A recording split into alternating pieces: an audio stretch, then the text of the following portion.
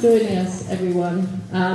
Unfortunately, one of our panellists, Samir, couldn't make it tonight, but we've got our wonderful three here. My name's Amber Trentham. I'm chairing tonight as a member of our Palestine Solidarity Campaign community down here in Thanet, which has taken root over the last few months and grown exponentially in response to the truly horrifying genocide of the Palestinian people that's unfolding live before our eyes.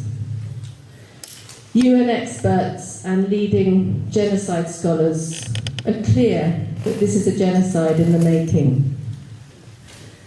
Yesterday's grim toll: 30,676 people killed, 28,201 of these civilians, 6,103 of them women,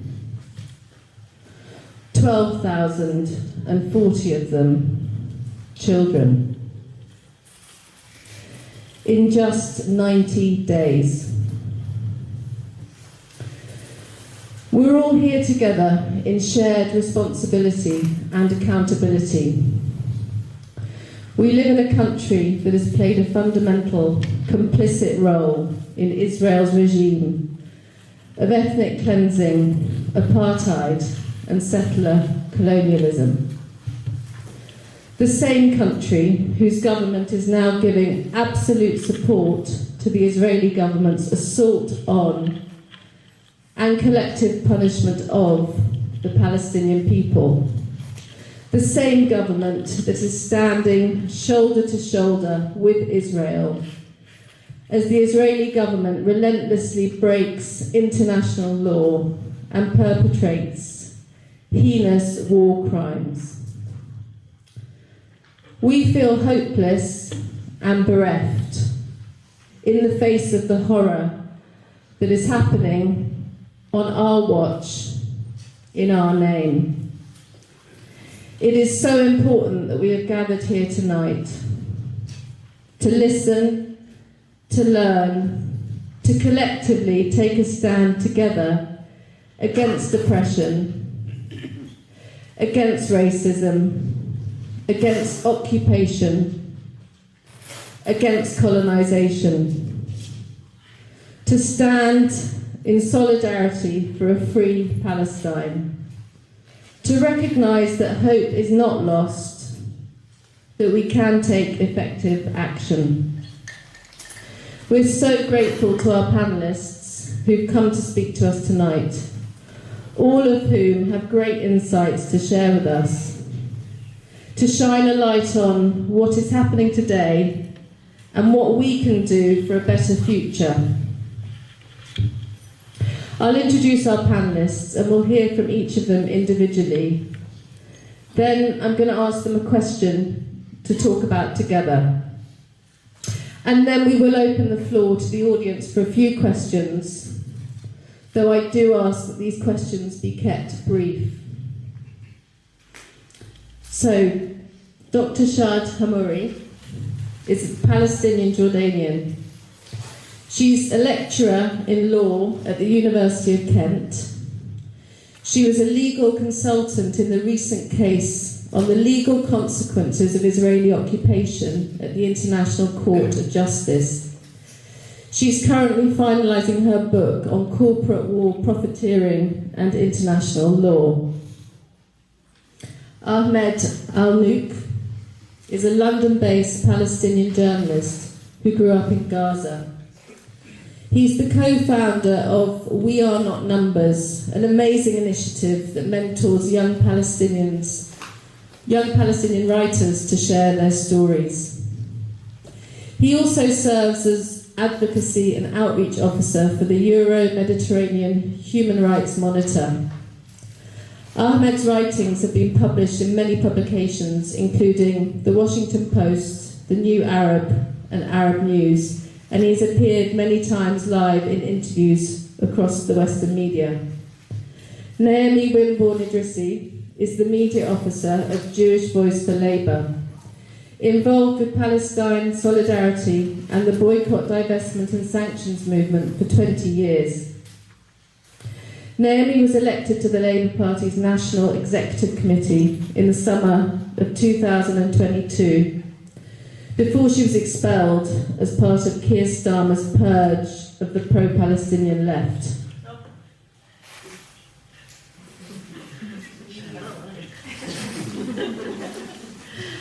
Great, so Shahd, can I start with you? I wanted to ask you if you could give us a picture of where we are today in terms of international law in Gaza and where Britain stands on that. Okay. First of all, thank you for having me. Thank you for that generous introduction. So again, I stand with the heaviest of hearts, and it's a very surreal experience to have to go internationally to speak about something as heavy as a genocide, having for years on grown up talking about settler colonization, having grown up talking about settler colonization and being faced day in, day out with denial from the liberal Western perception, not even having the right to call it for what it is, of a settler colonizing entity. And that pain, that systematic, structural pain of knowing that you're under this regime that seeks to see your people as a subhuman genre of beings, of having lived that not for just my generation, but the generation before and the one after, and the one before and the one before. This is something that we've been living with for so long, to the point that I can't stand here but say this is the heaviest of hearts and the most surreal experience you could think of. And before the New Year's came, I received a message of a person who's trying to attempt to facilitate one family's capacity to leave Gaza. And by now we found out that the only way people can leave Gaza is by paying a minimum amount of 10K. So I keep on receiving people asking me to facilitate either collecting donations or to ask for governmental officials who can try to put in the names of people. And I received this one message from a person who told me that, can you please try to do whatever you know, because we know that once Christmas comes, they will bombard more and they will kill more, because they know that people will not be looking. And I was in Jordan at the time, and that day was even the grimmest of days, because yes, on one day they managed to kill over 200 people, systematically planned out of, and outrageously played.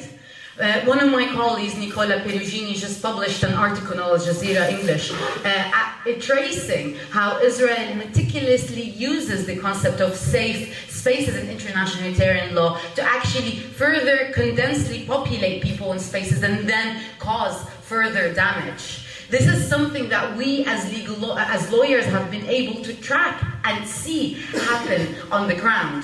Israel's manipulation of international law is beyond imagination, because their philosophy of international law is use whatever means you can, cause as much civilian damage as you can to reach your goal. And in fact, without even having the capacity to understand that their goal strategically is to further deepen settler colonization.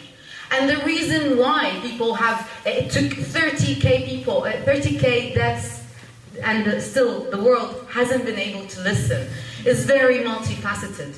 What Palestine is showing us is a problem that is deeply ingrained into how the world behaves and works. In Jordan, the acts in reaction to what is happening in Gaza have actually manifested in a general boycott of neoliberalism, have generally manifested in an understanding of how domination is deeply embedded and normalized in how we think and understand the world. And again, it goes back to a world that has asked us to normalize settler colonization to the point where it erupted to what we see today. And what we see today is traumatizing beyond all all the traumatization that has happened before. And to remember very clearly, this is not the first time that we see the genocide of the Palestinian people at the hands of Israeli forces, and to recall as well, the Lebanese people and the Syrian people have also been previously victims of genocidal acts by Israel. So we've reached the point where starvation and disease are also causing deaths. We've also reached a point where people are dying through cold, and the living conditions in Gaza are just beyond what we can imagine. And what Israel has been trying to say over the past few weeks is that we are now placing schemes for voluntary immigration out of Gaza. Voluntary is not a word to use here. If I starve you and indiscriminately bomb you and then open up a way for you to leave that country, that doesn't mean that you voluntarily immigrated. Not only that, akin to what the right-wing government in the UK was trying to do before, they're now discussing with several African states to try to deport Palestinians out of their homes. And of course, none of that is legal at a whatsoever point. We need to recall at every single point of discussion that 80% of the residents of Gaza are legally refugees. That means that their grandparents were displaced from what we now know as Israel. These people have a legally undisputed right of return. That doesn't mean eliminating anyone else's rights. That means recognizing that these people actually have a historical right to go back to where they were displaced from. And Gaza, most of it is refugee camps. If you've been following the news, it has gone from one refugee camp to another refugee camp. Another thing is that over 50% of that population are children, is because these people have been so afraid of being ethnically cleansed. And that is stereotypical action by people who are afraid of ethnic cleansing one generation after the other. So that should have been the first flag to show that this is not a place where the heavily politicized racist rhetoric that Israel has been trying to sell to the world should be acceptable. Of course, over the past week, on the 29th of December, we saw a very interesting change of events from an international legal perspective, and that is with South Africa going to the International Court of Justice. So I'll speak a little bit about that, since I'm presuming a lot of people have a lot of questions. The idea of going to the International Court of Justice was posed 1 week into it. And there was some hesitation by the state of Palestine because there is a currently other ongoing case regarding the legal consequences of the Israeli occupation of Palestine, where the hearings for that are already scheduled for the 11th of February. So this was an ongoing case before any of this ever happened. And of course, in that case, the argument is that the Israeli occupation of Palestine goes against the Palestinian people's right of self-determination, sustains a lot of violations of international law, and of course facilitates the crime of apartheid. So we had unimaginable reactions to that case, and of course the UK negatively submitted to that case and provided a legal argument that said that there is ongoing peace negotiations between Palestine and Israel, and that no one should intervene. Of course, from a legal perspective, it's a very, very weak argument, and it's quite historically shameful for the UK to have made that submission. We're also very fearful that the UK will make a similar grave mistake by making a submission to the current case, making a contribution to the current case that is negative or in defense of Israel, as it did with the prior case.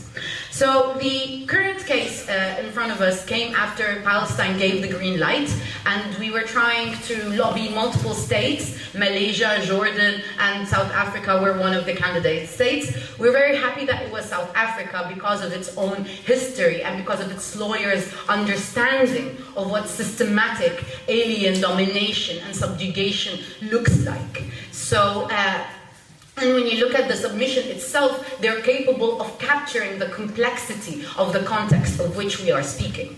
And the Genocide Convention itself came after the Second World War. And it came after the world had the very horrible experience of the genocide of the Jewish people themselves. So, and so to see the fact that this is at this that Israel now refuses to actually recognize that it itself could have been partaking in exactly the same event is beyond human comprehension, let's say. So genocide is the systematic acts or omissions intended to bring about the total or partial destruction of a group.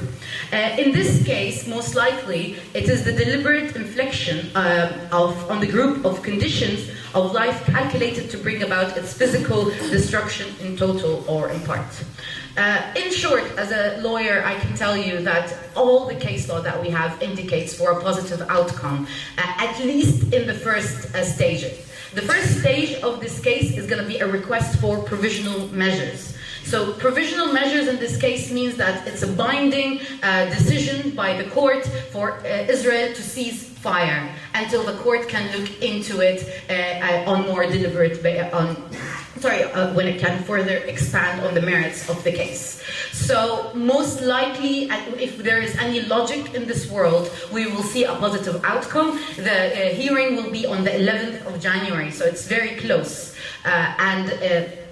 If that, it will mean as if the UN has given an order for a ceasefire. Most likely, Israel will not abide by it. However, we will see the glimpse of hope that the Palestinian community has been hoping for the past 75 years, which is the fact that Israel has gone so far in its violations of the international legal system that the world can no longer sit by and stand or partake in its, or tolerate or normalize its racist agenda in its way and its outlook for the Palestinian people. So of course there's another currently open investigation at the International Court, a criminal court, and there we're having very big problems in relation to the impartiality of the court itself. So here you see another deeply embedded issue in international law, and that is that the fact that Karim Khan himself, the prosecutor of the International Criminal Court, seems to, let's say, be reluctant to switch on the precedents switch the precedents that we have. Because thus far, what we have in the criminal court has been only cases against states of the global south. Never ever have we seen anything against Western states, except for the case of Russia, where it took only 2 weeks to issue a warrant against Putin, and up until now, no discussion has been made about such a warrant against Netanyahu. However, the investigation is open, and what Palestine is doing is testing the core of the court itself, because the case, again, is very clear-cut. However, its reluctance is showing us another problem and whether or not we can go forward. And there is a very big host of national cases, and we're seeing a rise of national cases also here in the UK, of people trying to push specifically against the arms trade and the UK's very shameful position in supplying F-35 warplanes to Israel. These are the same warplanes that we see the bombs being dropped by, and not only that, the UK is specifically supportive of further supply of weapons to Israel. This is very important because the last time the bombardment on Gaza stopped was when the first shipment of weapons stopped to Israel. So stopping shipments of weapons is the first step. And this is exactly, of course, as we saw with the case of South Africa, where the first step was the boycott of arms to South Africa, and then the start of the change of the narrative. So it's very important that we recognize these efforts, currently being led by an organization called GLAN and the Campaign Against the Arms Deals, among other cases. So I'm sorry, I recognize I'm a bit. So what do we do with the UK? First of all, is stopping the weapons and focusing on the weapons. And in Kent here, we've seen quite good action with regards to the Elbit factory. If anything, this is the most important action currently for the Palestinian community, and the thing that is being seen the most on the ground. And then it is sending, of course, letters to your MPs. Letters to your MPs with regards to the UK's position at the UN, with regards to the UK's position on the ongoing case, What we need to do is for the UK to issue a statement where it says that it respects the international legal system, and it fully understands that both states have to abide by international law.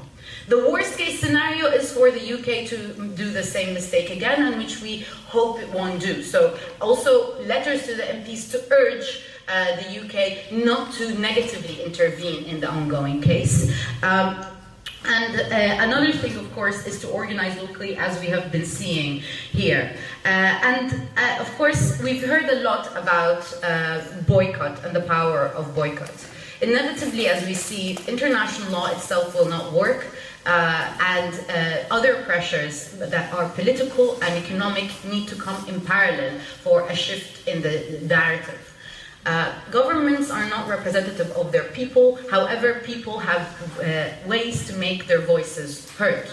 And in this case, the Boycott, Divestment, Sanctions website offers you what is the lead of the Palestinian community at the moment. And if there is any message here, it's to trust the lead of the Palestinian community, who have been working on this for a very, very long time. Concentrated campaigns like the campaign against Puma have worked after 5 years of campaigning, and now Puma no longer sponsors Israeli, I think it was the Israeli team,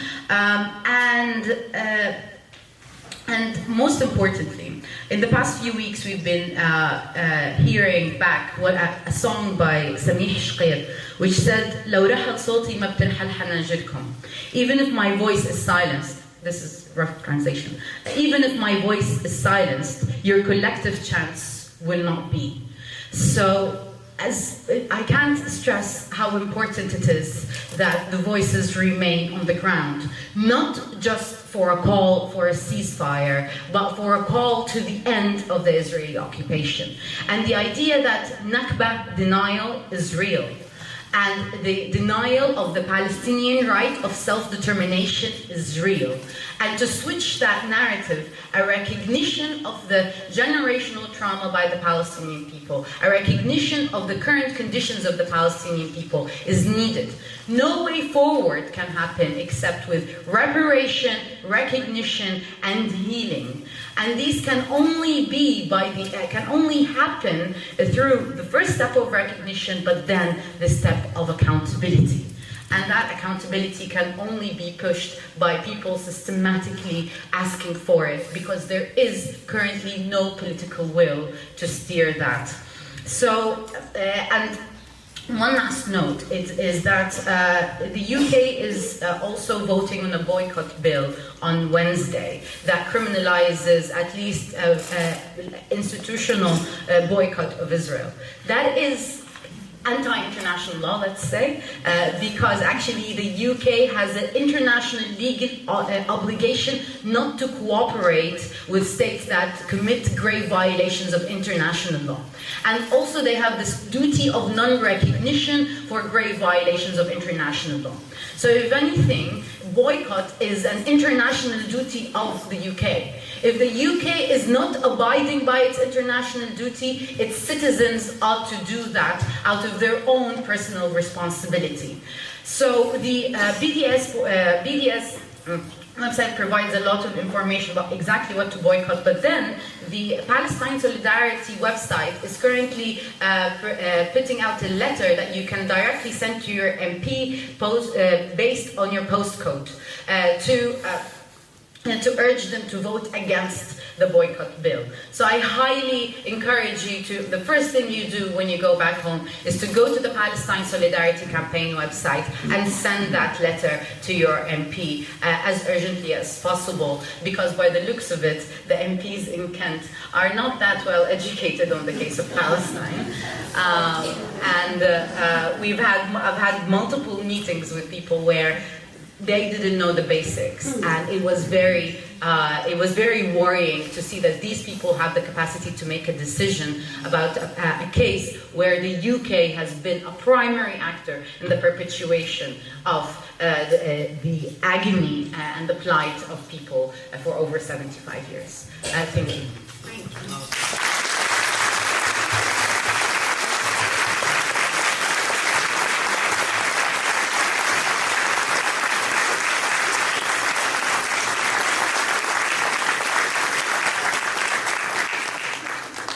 Thank you, Shahd. That was so valuable. Thank you so much. Ahmed, hi.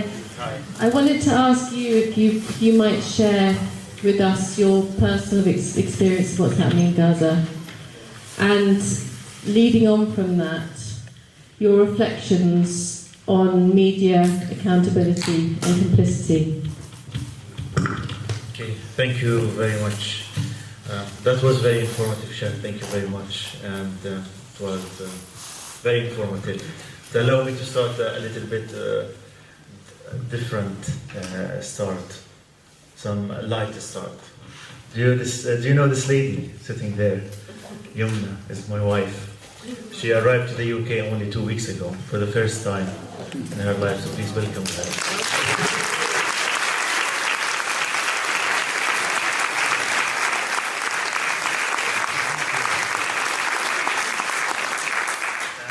My experience in this war starts with Yumna, actually, because on the 7th of October, Yumna and I were together in Turkey having a vacation. We were engaged back then.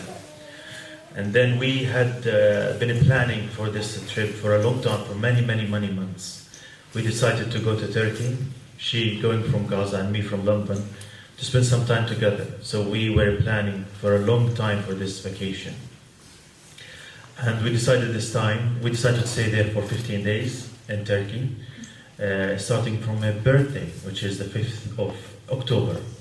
So she arrived in Turkey on the 4th of October, and then at night, and then the other day it was her birthday. So we celebrated her birthday together. It was very good time. We enjoyed it a lot. Then the other day we took it a day rest, and then we decided the 7th of October we will go travel out of Istanbul to enjoy our time. So we were having a lot of fun. And then we woke up on the 7th of October to the news. My mother-in-law said, "Ahmed, there's a war in Gaza, we should go back." And at first I did not actually believe it. Why did this war start this time? We've been planning for this for a long time, and I don't remember I had a vacation for many years actually. And then I opened the TV and I watched the news. There's a huge operation, hundreds of people killed. But I decided I will not be distracted with the news. I deserve this vacation, I really want to enjoy. We couldn't actually. And then at the end of the day, at the end of the 7th of October, we decided to go out, to leave the TV, Yumna and I, to go somewhere to have dinner together. And then only just as we arrived at this place, my mother-in-law called, and she was with us in Turkey. And Yumna and her mother were the first time traveling outside of Gaza. It was their first time ever traveling outside of Gaza. She called me and she said, "Ahmed, come back immediately." And she was crying. And I told her, "What's going on? What happened?" She said, "Come back immediately. Our home was bombed." So she told me that, because she did not want to tell Yumna that. And then we immediately ran home. Then we arrived. She was very worried, her mother, because she has like 5 siblings. Yumna, you have 5 siblings back home, and we were very worried about them. Luckily, most of them had left the home, but there was only one of her brothers left at home, and his name was Noor. And the home was flattened, and she lost her brother at that day. So I still remember her as she was crying and her mother was crying, and then they decided to go back to Gaza on that night. So I had to book them the tickets again to go back to Gaza. Of course, if you do not know Gaza, Gaza is blockaded, so we don't have an airport. So in order to go back to Gaza, you have to go to Egypt, and then from Egypt you have to take a car to Gaza. So they went back to Egypt immediately. And they were stuck ever since in Egypt because they already closed the border. Then I had to return to London. And then my story there started. Watching the news every day, we'd hear the news, hundreds, thousands of people getting killed, entire areas demolished, war, real war. And if you are from Gaza, even if you travel outside, even if you live in London or America or everywhere, if you are from Gaza, you would live the war in Gaza. Because you have all your family in Gaza. You have all your friends in Gaza. It is the place where you grew up. It's a place where you lived all your life in Gaza. And I was worried about my family. All my family is in Gaza. My father, my brothers, my sisters, my nieces and nephews, family, everyone is in Gaza. And we were following the news every day, every single day, 24/7, watching the news, worried about our parents, our family, about our brothers and sisters. And then on the 20th of October, I called my family and they told me that my sister's home was bombed and she's coming to live with my father's home. And then in my father's home was my older brother and his wife and his children, my cousin. There was my sister, Wala, and all of her children, her 4 children, my sister Ala and her 5 children, my sister Aya and her 3 children. They were all coming to my home in order to seek refuge, because they thought my family home is in the center of Deir al-Balah. Deir al-Balah is in the south of the Gaza Strip. It's a rather quiet area, a safe area. Even the Israelis used to call it Deir Shalom, the city of peace. It was a very peaceful area, very lovely area. And my sisters and my brother came to my home to seek refuge. And also my cousin. So there were about 23 members of my family staying in my home. On the 22nd of October, Israel bombed my home, while my family were sleeping in my home. And they killed all of them, except for 2. Yeah, so they killed the 21 members of my family. They killed my father, my 3 sisters, my 2 brothers, and 14 of my nieces and nephews, who were all under the age of 13. And the only ones who survived were my sister-in-law and my nephew, Omar, who was only 3 years old. Both were injured, but miraculously they survived this war. One of my nieces also survived, Malak. She was 13 years old, and she went to ICU. She had severe burns, and then a few days later she succumbed to her wounds because there were not enough medical support in Gaza. And yeah, I've seen pictures of my home. It was completely destroyed. My family came out in body parts. No one could dare to send me pictures of my father and my brothers and sisters, because most of them came out in body parts. I saw a picture of my nephew, Bakr, who was 11 years old, and he was in full, but he was also killed.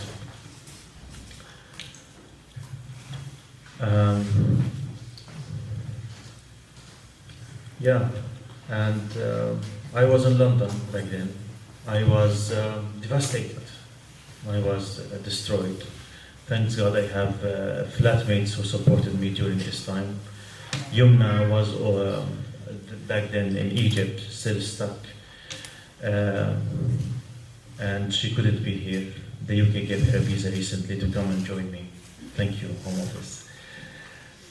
Yeah, but at that time, at some point when you lose all your family, the home that you have lived in your entire life, your memories, all the people that you care about, your friends, I lost count on how many friends I lost. I lost count on how many distant relatives I lost at that time. I was very devastated. But what devastated me more than that is how the Western media covered the situation in Palestine. Because as a journalist, I was expecting that the Western media, the media that they call themselves free media and independent media and the neutral media, I was expecting them to cover the events professionally and neutrally. We do not want them to cover the events in Palestine as a Palestinian journalist would cover. I want them to cover the events as any neutral journalist would do, to do their jobs properly.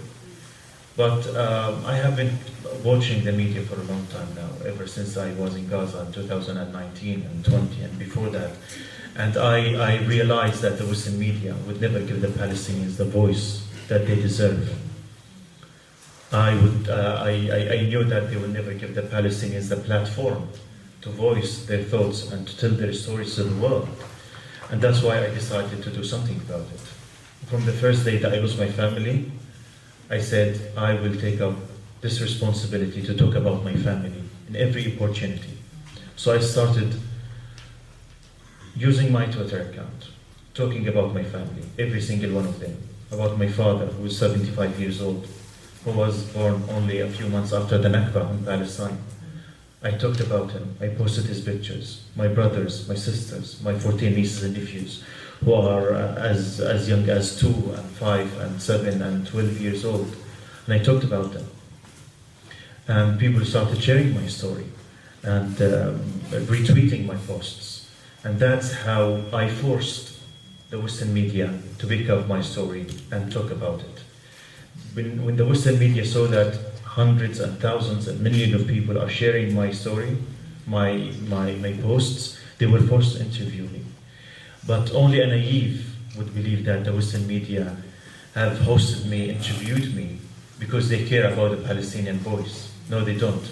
They only invite the Palestinian people to come to their studios in order to humiliate the Palestinian people, to take away their agency, to destroy their narrative, and to try to catch them.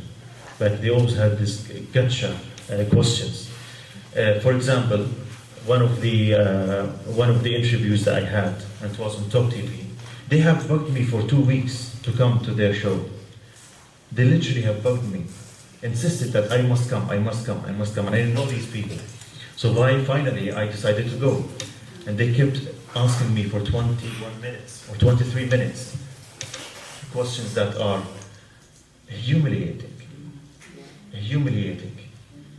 It was only a few days after I lost my family, and then one of the hosts, I told him that I lost 14 of my nieces and nephews who were killed were under the age of 13, and he told me these are collateral damage, that he doesn't care. Literally, he told me that in the face. He told me that he doesn't care about the Palestinian human rights. He told me that literally because the Palestinians in Gaza did not stand up against Hamas, that they deserve to die, all of them. That was recorded. He told me that the Palestinians deserve to be carbon bombed, that the Palestinians deserve to be genocide because of what Hamas did on the 7th of October.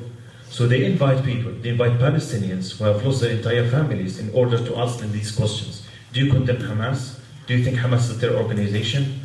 And why do you ask me these questions?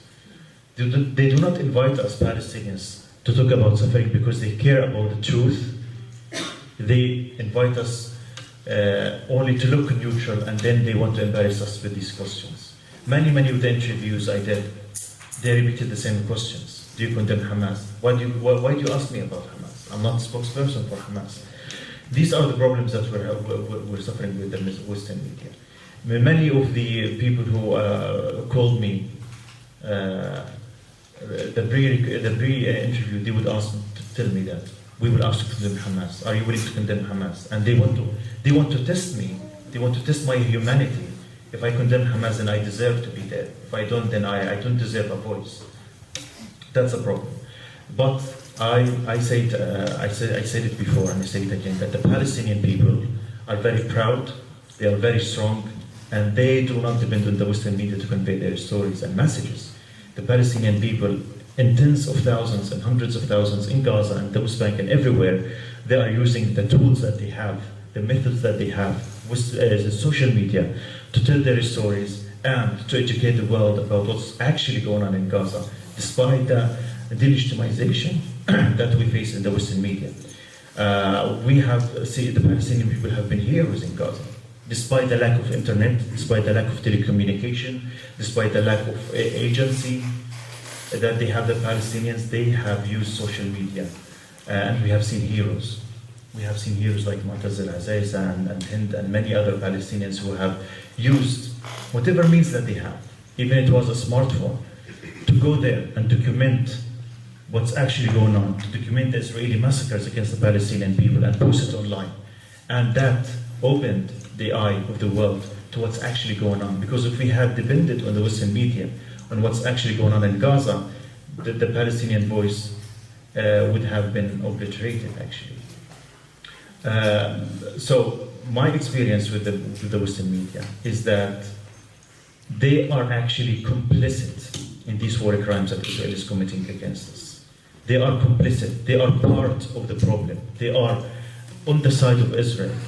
And I do not exclude any one of them. All of those who dedicated hours and days of coverage when Hamas did what they did on the 7th of October, and then they turned a blind eye to what Israel is doing and has been doing for the past 90 years. They are complicit in the suffering of the Palestinian people because they only see us as collateral damage, the Palestinian people, collateral damage. We are less worthy than the Israelis. We are less deserving than the Israelis. If an Israeli person lost 21 members of his family and who is in London and he lived in London, all the media would have talked extensively about him. They would have never asked them to condemn the Israeli army that killed 30,000 Palestinian people. But when the Palestinians have this very compelling story, they're not invited, and they are only invited in order to be humiliated, not to be heard. But we will never shut up. We will never be silenced, no matter how many years.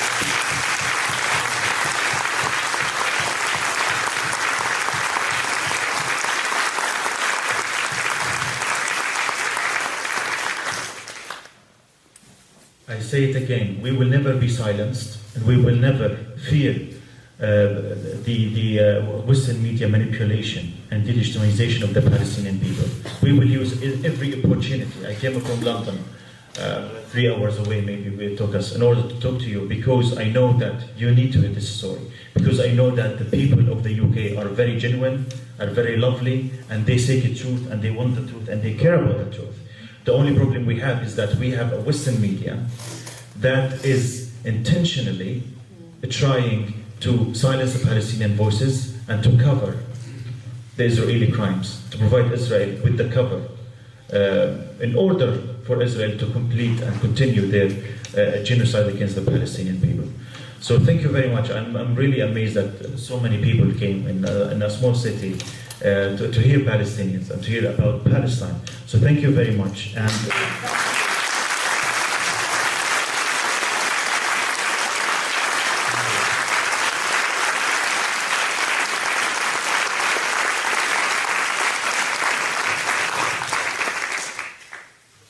thank you very much for coming to hear us. This means a lot to us. It means a lot that some people who are thousands of miles away from Palestine are coming in hundreds and in thousands in the streets of London and everywhere to hear the Palestinian voices. And now you know the story. Now you have heard us. Now you have a responsibility. And I'm not going to tell you what your responsibility is, because every single one of you can do something and will do something. So thank you very much.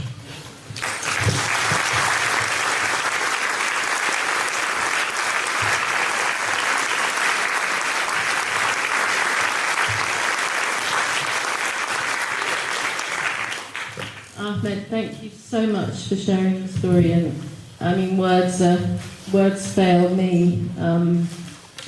Just so sorry for everything you and your family have been through. And you're in all of our hearts right now, I'm sure, in this room at least. Thank you.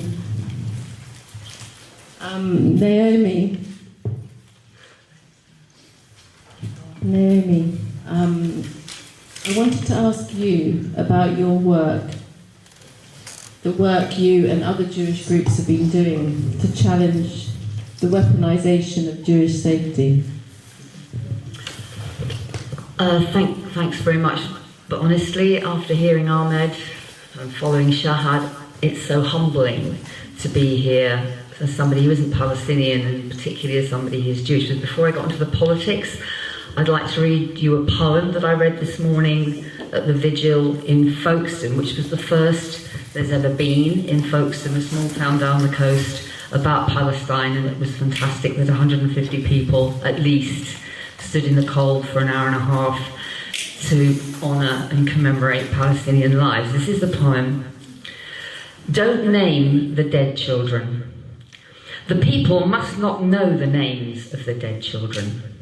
The names of the children must be hidden. The children must be nameless. The children must leave this world having no names. No one must know the names of the dead children. No one must even think that the children have names. People must understand that it would be dangerous to know the names of the children. The people must be protected from knowing the names of the children. The names of the children could spread like wildfire. The people would not be safe if they knew the names of the children. Don't name the dead children. Don't remember the dead children. Don't think of the dead children. Don't say dead children. Some of you may recognize that poem. It was written by Michael Rosen, Jewish poet, children's author, and he wrote it in 2014, everybody, because at that time already Palestinians were suffering wave after wave of Israeli attack, which resulted in mass death, not on the scale we're seeing now, but hundreds and then thousands of dead, including many, many children. So this is not new for Palestinians, and Ahmed and Shahd have made clear that we're talking about an injustice that goes back for 75 years and more, actually. Okay, I'll get onto the sort of more, the dry political stuff now. The question was about the weaponization of Jewish safety, but I want to sort of back into that a little bit. We'll have seen how pro-Palestinian marches and demonstrations and protests like the ones, like the meeting we're holding here and like the protests earlier today in Folkestone, have been called hate marches, because we're being told, not by ordinary English people who are really starting to understand and get it, they're seeing through the sterile, bloodless coverage that we get on the media, but by our political leaders and our chattering classes who talk about it in these terms, hate marches. We're told that the words "Free Palestine" mean support for Hamas terrorists. You've heard how Ahmed was, in appalling terms, humiliated by a demand that he, just because he's Palestinian, he must condemn Hamas. As if I, as a Jew, have to explain the Israeli actions all the time. Well, I feel that I do have to, actually, but that's because Israel is the aggressor, and by associating Jews with that aggression, you are doing great harm to Jewish people, some of whom actually have broken away from the Zionist mythology that many of us grew up with. We're told that the term "from the river to the sea, Palestine shall be free" is a call for genocide of the Jews who live in that area. Well, this is an absurd allegation. It's a call, as the MP Andy MacDonald said, and was then suspended from the Labour Party for doing so, means a call for liberty and justice for everybody who lives between the River Jordan and the Mediterranean Sea. United Nations General Secretary Antonio Guterres was accused of a blood libel and told that he must apologise or resign by the State of Israel for saying that the October 7th attacks did not occur in a vacuum. So the idea that you should look at the history, which Shahd and Ahmed know so well, and many of you in this room know so well, is in some way a libel against the Jewish people. I mean, these kind of myths are quite terrifying and delusional in the completely false picture that they paint of what we're seeing happening. But where does this come from? And I think it's important that people understand that there is actually, among Jews, genuine fear. So what does the blood libel mean? I'm sure some of you know, but there was a myth in the Middle Ages which suggested that Jews went around murdering Christian babies in order to take their blood and use it in Jewish rituals.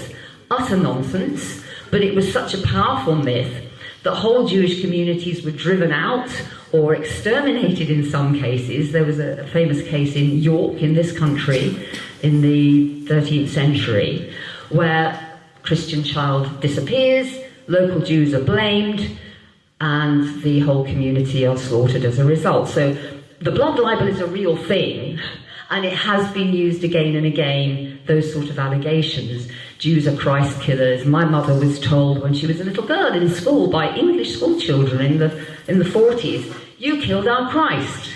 This, you can hear this from older Jewish people, it's not uncommon.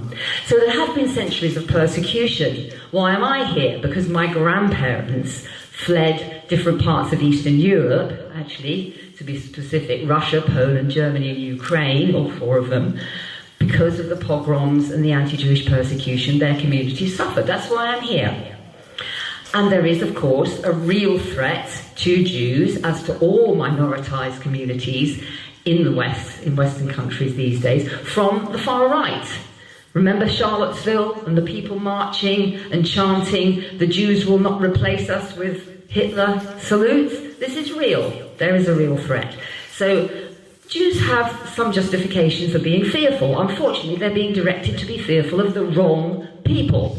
And they're being directed to defend themselves in a way which is entirely counterproductive and backhanded. For me, my safety does not depend on slaughtering Palestinians, men, women or children. It really does not. But there's a victimhood, you see. Zionism is originally defined as a form of Jewish self-determination. People thought that they were going to escape anti-Semitism by setting up their own Jewish state. Other Jews, and before the Holocaust, the majority of Jews took a different view. They wanted to assimilate, they wanted to be accepted as part of the communities where they were living, mainly Christian societies, and many of them actually were identified with the left, with socialism. There's an organisation called the Jewish Bund, the Workers' Bund, which was explicitly anti-Zionist because it said, wherever we are, that is our home. Our safety lies in solidarity with other victims of persecution. That's the origin of this slogan on the Jewish Voice for Labour banner, always with the oppressed, never with the oppressor. Because that's where our safety really lies, to my mind. However, unfortunately for us and for the Palestinians, Zionism was a movement which gained the support of empire in the form of the British Empire. You'll have heard of the Balfour Declaration.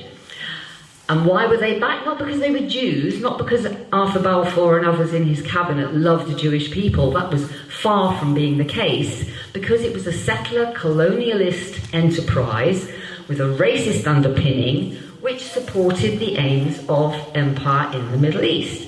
Simple as that. Zionism actually depends upon racism against Jews. Without the existence of anti-Semitism, there could be no Zionist movement. And for many Jewish people, that's become more important to them than their religion. So it's very unfortunate when, particularly in the media again, we see the suggestion that, oh, Muslims are very supportive of Palestinians because it's a religious conflict, because it's Islam against Judaism. It has nothing to do with that. And if any of you saw the incredibly moving and powerful sermon by Muntur, I forgot his name, Isaac, I think, a pastor in a Bethlehem church, saying that Christmas has been cancelled, Jesus is under the rubble, and saying to the West, don't you ever lecture us about human rights and international law ever again while you're standing by and allowing this to happen. You know, Palestinians are Christian, they are Muslim, they are people of no faith, and we have to recognise that. The Jews are not suppressing Palestinians because they are Jews, they're suppressing them because they have taken on the role of settler colonialists. Unfortunately, we have to deal with a form of Jewish exceptionalism, which says that no one has ever suffered as much. The Holocaust defines Jewish idea about our identity as a people, and therefore any retaliation against those who offend us is permissible. That's why we're where we are now, because of that exceptionalism. Israel defines itself as a sort of new Jew, aligned with the West against the Arab barbarians. That's been the consistent image that Israel has portrayed of itself. And it depends on stoking fear among Jews and guilt among non-Jews. And it also depends on an alignment with white Western racism against Palestinians.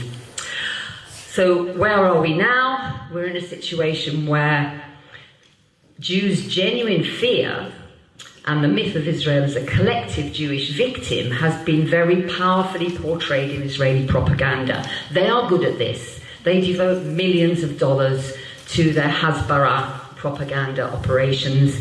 You'll see it over and over again with the repetition of particular slogans, like Ahmed is not the only person to have been confronted with, so do you denounce Hamas? It was there over and over and over again and picked up by all the Western media.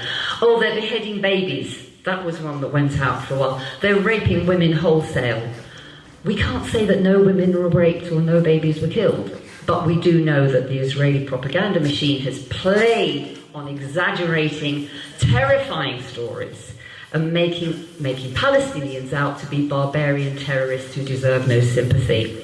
And of course, the other trump card that they have, yes, pun, Trump, you know what I mean, is that there's no need to actually answer real criticisms, because all you have to do is say that person is clearly motivated by anti-Semitism. They are supporters of genocide and terrorism, don't listen to them. And this is going on while Israel is committing genocide and ethnic cleansing. So what has the Jewish response been to all this? Well, in Israel, and among the most zealous, shall we say, Zionists, they have doubled down. Saving Benjamin Netanyahu's skin, as you know, he's in big trouble for financial irregularities, corruption within Israel. They have completely doubled down and they're backing him. Previous to October the 7th, I think lots of us have forgotten this, there was actually a mass movement in Israel to defend Israeli democracy. Now, if you look at the history, you'll know that Israeli democracy is a complete myth as far as Palestinians are concerned, but the threat that was posed to the liberal conception that many Zionists had of themselves by Netanyahu's far-right government, that they were challenging the independence that the judiciary had. And this did Palestinians no good, but it was important to Israelis. That was under threat, and there were mass movements. There were young people saying, I'm not going to serve in the army until you drop this threat to our wonderful Western-supported liberal democracy. People were saying that they would not fly the planes to carry out surveillance operations in the West Bank and so on. After October 7th, where are all those liberal defenders of Israeli democracy? They're in their planes dropping bombs on Gaza. They're in their army units driving Palestinians out of their villages in the West Bank. This is the effect that it's sadly had within Israel. So obviously the Hamas action was very deeply shocking to Israelis who thought they'd parked the Palestinians as a problem. Oh, they're under control. We don't need to worry about them anymore. They're wrong about that, obviously, and Hamas proved it on the 7th.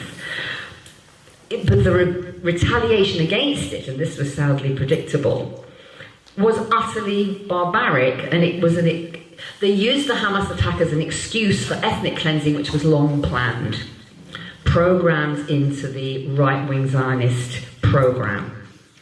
And many Jews are deeply conflicted about that. It's forced a lot of liberal Zionists to question, how human are we, actually?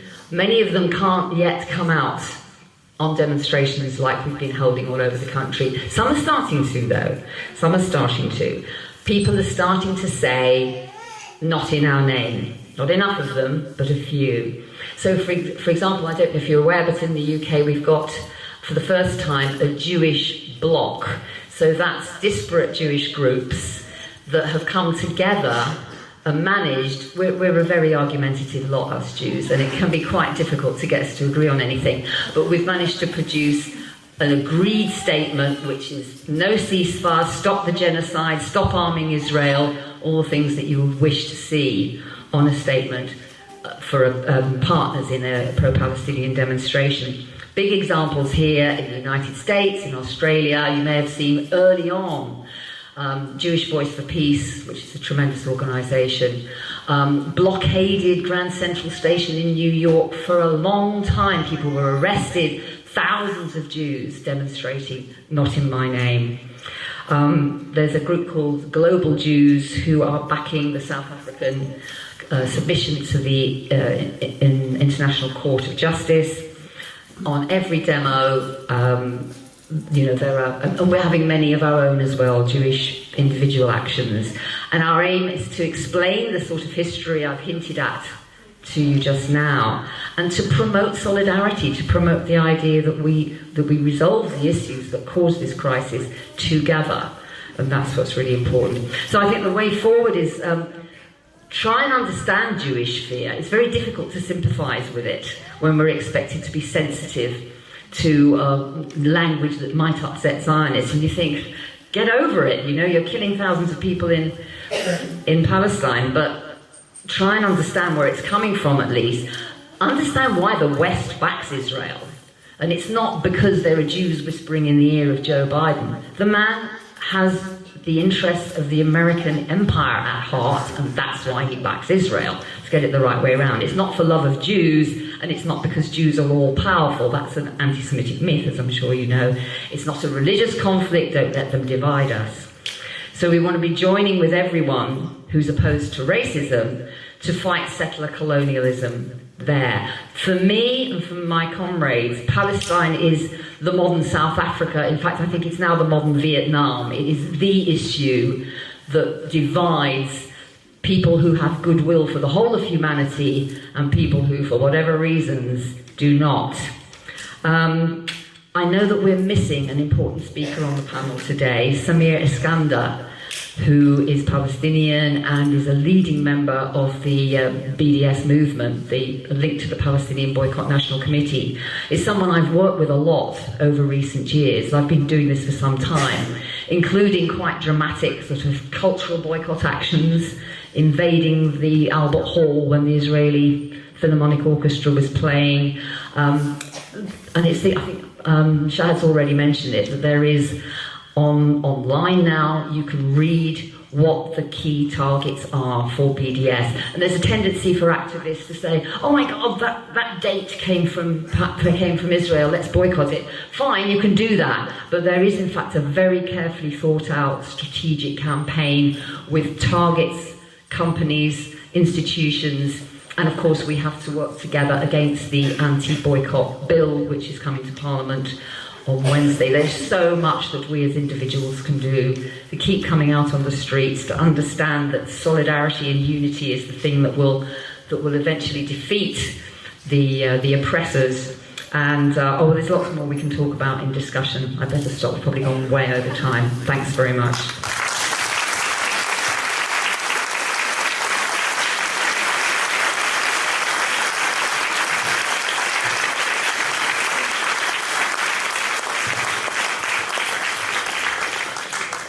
Thank you so much, Naomi. It's such a powerful voice, and so important to hear from you how to address Jewish safety. I think what I'd really love to sort of open the discussion about between the three of you, you've all touched on it in different ways, but I think that drilling down into the most important point for all of us is what can we do? People in Britain and people in Margate, all of us, we have a responsibility to push for accountability and to challenge complicity in what's going on in Gaza. But tell us what to do in really clear terms, please.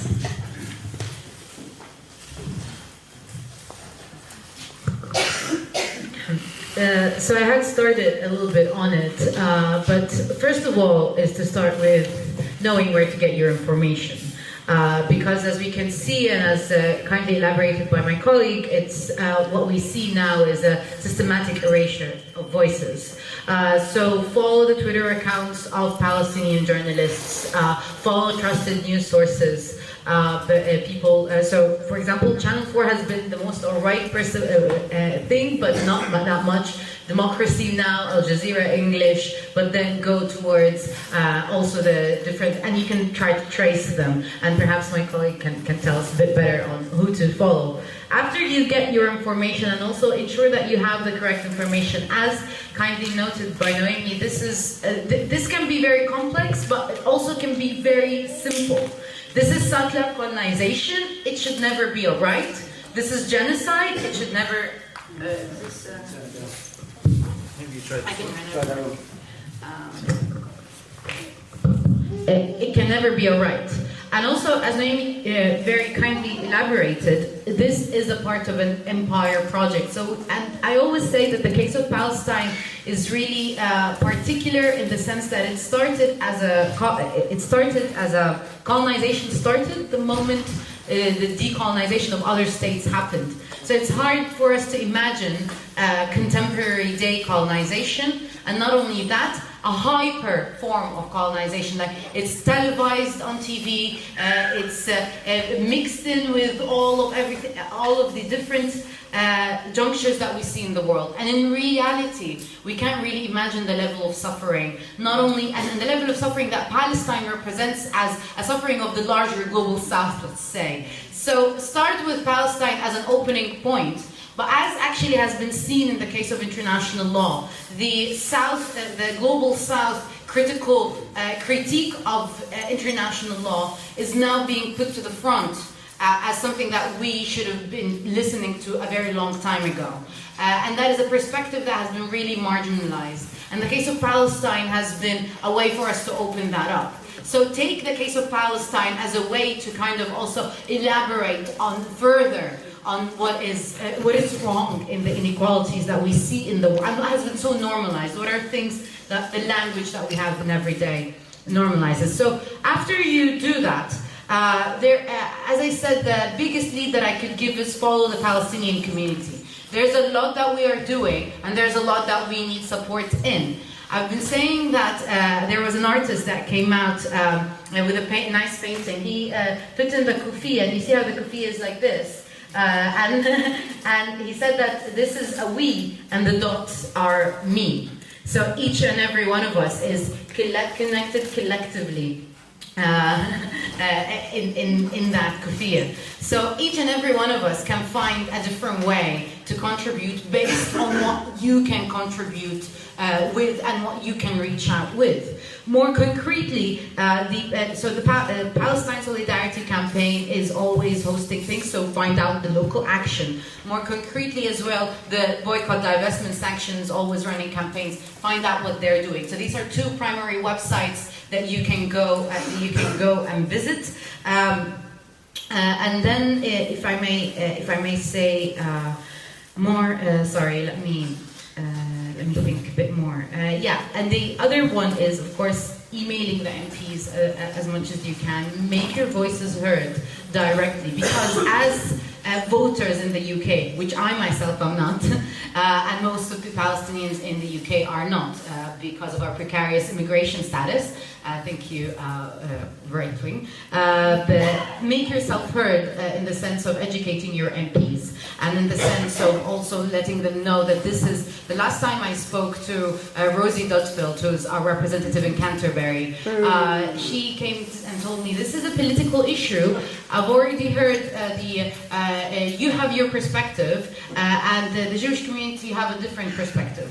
And I told her, with all due respect, I'm not talking to you as a Palestinian, I'm talking to you as an international lawyer. There is no two perspectives on this. There is a very, very direct perspective. This is a clear, grave violation of international law. And the belittling of my voice just because I am Palestinian is offensive, to say the least. So kindly amplify that voice and amplify our attempt to tell them that this is not crazy people speaking on the side, and the respect that needs to come in with that voice. And also be very aware with your approach to media. As noted, what we've seen actually is atrocity propaganda. And atrocity propaganda was used in prior genocides. So to ensure that one party is demonized and the other is seen as an angel is something that we've seen in history. And sadly enough, because of the politics of this world, the experiences of the people who've lived that were not integrated into our collective understanding of things. So be very aware of that and have a very critical approach to how to the politics of what is being told to you. So this is all I can think of on the top of my head. I hope that was practical enough. Also wear symbols, by the way. I've found that it's quite interesting to wear that in Canterbury, where it's not very common to do that, and here in Kent it's not very common to see those symbols. It's more likely to be seen in London. But small acts, because this is a long marathon. So small acts of solidarity is wonderful for us to see it on the street. On many, many days when I was incapable of functioning, very small gestures of people telling me, hey, in the street were very meaningful, because otherwise we were going crazy. And the fact that we had a British community actually speak up, the fact that I met people like you guys, made sure that I stay sane. Because otherwise, if I'm hearing UK politicians, I could just, tear apart my degree and just call myself insane, because this is illogical.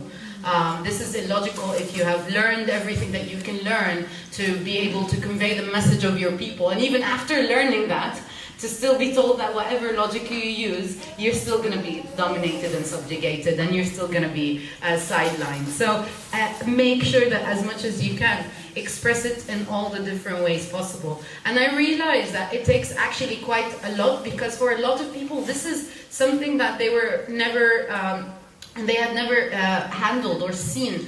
And I've seen that shift in a lot of my colleagues, a lot of the people around me, in the sense that there's a very big difference between sympathy and empathy. And sympathy is coming to me and saying, yeah, sorry, and it's all right. But empathy is actually conceptualizing that pain and understanding that even though that pain is a few thousand miles away, it's a pain for all of humanity to take. Because what the people in Gaza are seeing, and not only Gaza, of course, the West Bank, is a pain that the only way they can heal is for all of us to hold that pain as well. And all of us to clear out that pain and to understand that structurally we're all responsible for this pain, and it's a collective pain that can only be resolved and repaired through all of our actions, because what we've seen, the numbers that we're seeing, the pain that we're seeing is, and the fact that this is a cherry on the top of a 75-year-old trauma, is beyond imagination. And visualize that as, again, an example of the bigger wrongs that are happening in the global south everywhere, and the utmost complicity of UK foreign policy in perpetuating that and ensuring that. I'm so sorry, but one last point that I forgot to mention is, so as noted, I'm specialized in corporate war profiteering. So it's very important to keep in mind as well that the annihilation of Gaza is an economic venture, and BP has a very direct role to play on it. As you can see, a few days into the war, Israel issued a statement to confirm or to ensure for BP that its investments in oil and gas in Israel are still safe, and it has given further permits of exploration. The gas outside of Gaza's shore is worth billions of pounds, and with a systematic push by Israel to say that we will simply displace all Palestinians and annex Gaza, as we have annexed Golan Heights, as we have annexed East Jerusalem, and of course as we have denied most Palestinians their right of recognition. My great-grandparents' house is in areas that are now considered parts of Israeli territories, and so oil and gas. UK corporations indirectly through their investments are also facilitating this and looking towards making profit out of this. So it's very important to keep that in mind, and it's again very important to know that as a Palestinian community we're doing our best to study this, and we have our allies studying this. So that's where we're trying through the boycott, divestment, sanctions to convey what we are seeing out of this, and how best it is to capture that. So follow on to that. Thank you. Thank you.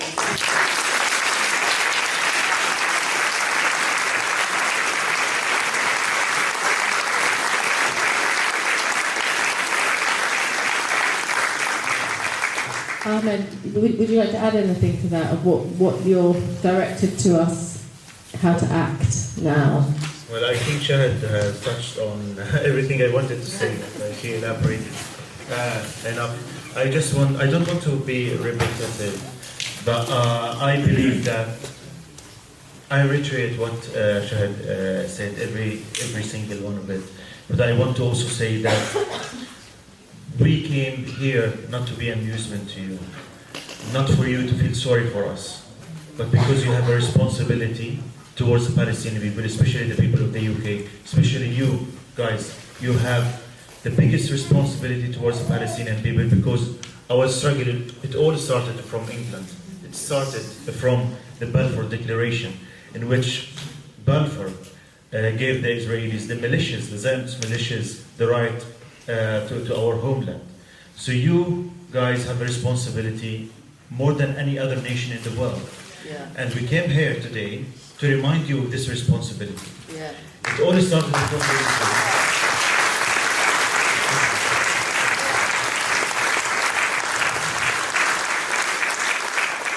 It all started from the UK, and it's still going on, the responsibility of the UK, because the UK government is still supporting Israel blindly. It still supports Israel financially, it still supports Israel with military, it still gives Israel the diplomacy cover and everything they need. And the media in the UK is also complicit in the war crimes against the Palestinian people.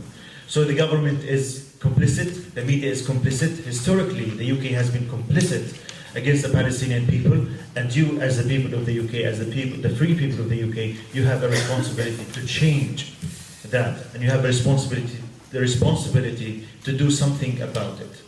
And we are here, as I said, not for you, not asking you to feel sorry for us, or just to sympathize with us, but we are here to remind you that you have a moral and ethical responsibility to do anything about it.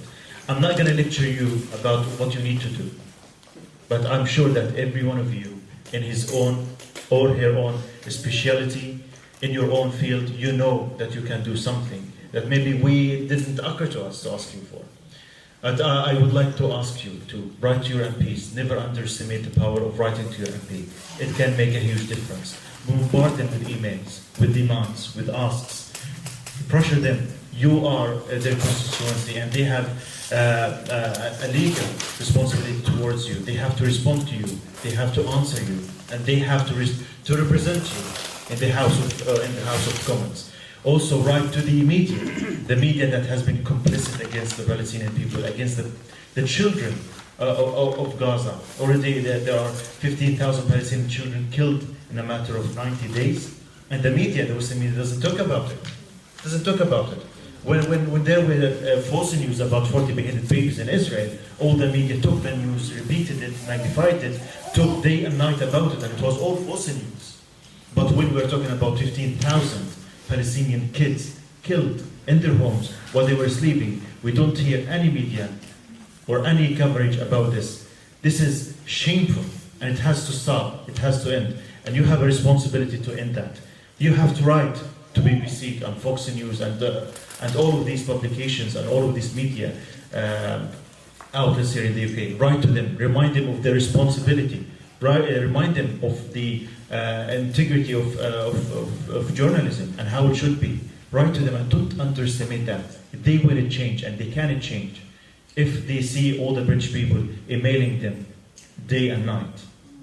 Write to your MP, write to your to the publications here, and also educate yourself about the Palestinian struggle, about the Palestinian history. Educate your children, educate your friends, your relatives, your colleagues. You can share our stories. The media in the West doesn't share our stories, but you can share our stories. We have hundreds and thousands of Palestinians who are writing on their social media.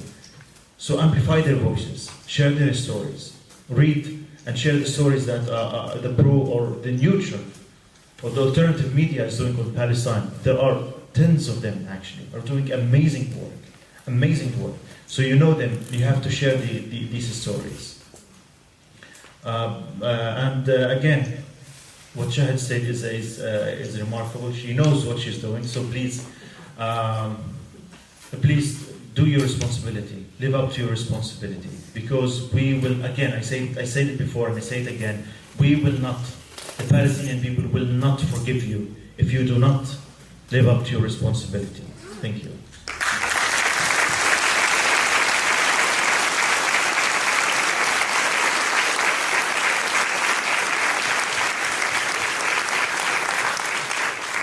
Okay, I think there's some ground for optimism, because I think what Ahmed said about our absolute responsibility to take action is absolutely true, but I think it's starting to work. Things like showing off these Palestinian symbols. I used to kind of hide mine. I've had a little badge and I might occasionally get a comment on the underground from somebody, thank you for wearing that because I'm a Palestinian myself. But now, put these in the window of your car. Do it with pride. Let's organise Wear a Kafir days when we all go out shopping or whatever we'd normally be doing and wear our Palestinian scarves. And don't be afraid, because I'm getting the distinct impression that whatever we see on the media, whatever we hear from our lineage of politicians, and don't mention Keir Starmer because ordinary people are getting it. I sometimes wonder how, because they are seeing mainly the BBC or Talk TV or picking up even the Daily Mail or whatever. But I have only spoken in the last 3 months to one ordinary person, and that just happened to be today, who said, I'm pro-Israel, I'm pro-Israel. Everybody else said they knew what the Palestinian scarf meant, which months ago none of them would have, and they knew that Israel was committing crimes, atrocity crimes against the Palestinians. They understood. So I think things are breaking through, not only among ordinary people, but even some of the commentariats. I don't know if you know somebody like George Monbiot, who, okay, very active on environmental questions, but he never came out and took a stand when Jeremy Corbyn and supporters were being destroyed with fake anti-Semitism smears. Now he's publicly questioned Keir Starmer's strategy for crushing the left in the Labour Party using anti-Semitism. Owen Jones, who, I know lots of people think he's a wonderful, right-arm lefty, which in many respects he is, but throughout the Corbyn era, Owen Jones did not back people like us. Now he is, I don't know what you guys think, but some of the stuff he's been putting out on his YouTube channel, interviewing all sorts of people about Gaza and Palestine, has been phenomenally good. People are starting to shift. There's a military analyst called Charlie Herbert, who I've never heard of before. I started following him on Twitter. He is really critical of what Israel's doing, and so on and so on. So I think we are cutting through the hypocrisy of the difference between everybody being encouraged to wave Ukrainian flags and take in Ukrainian refugees into their homes and all that stuff, and the absolute obliteration of Palestinians which is going on without any of that empathy that we've been reminded that we need to exercise for Palestine, is blindingly obvious to people. I mean, it couldn't be clearer. So we should let's not only write an email and so on, let's lobby these people. Let's go to our MPs in groups and say, you're supposed to represent us, talk to us. Why are you not arguing for a ceasefire? Why are you refusing to take on board the arguments of the South African submission to the International Criminal Court of Justice? And so on and so on. Get on phone-ins, call into your local media, write to your local press as well as the international press. Do challenge people on the Channel 4 or Talk TV or whoever who come out with discriminatory nonsense, because that's what it is. So it's really a matter of being bold and challenging. I think that if there's not going to be a shift now, there never will, and humanity is doomed. The other thing is, I want to see, I assume most of you would consider yourself to be vaguely leftish. There may be some Greens among us, in which case, welcome, that's absolutely fine, I'm cool with that.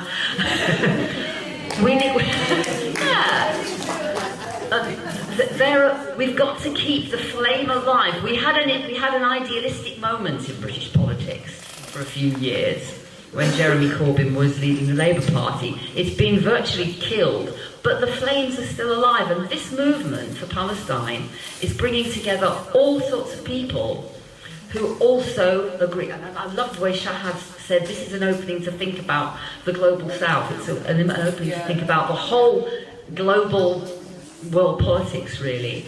Keep together with all those people who are like-minded, and we can build something better and stronger in this country, I hope.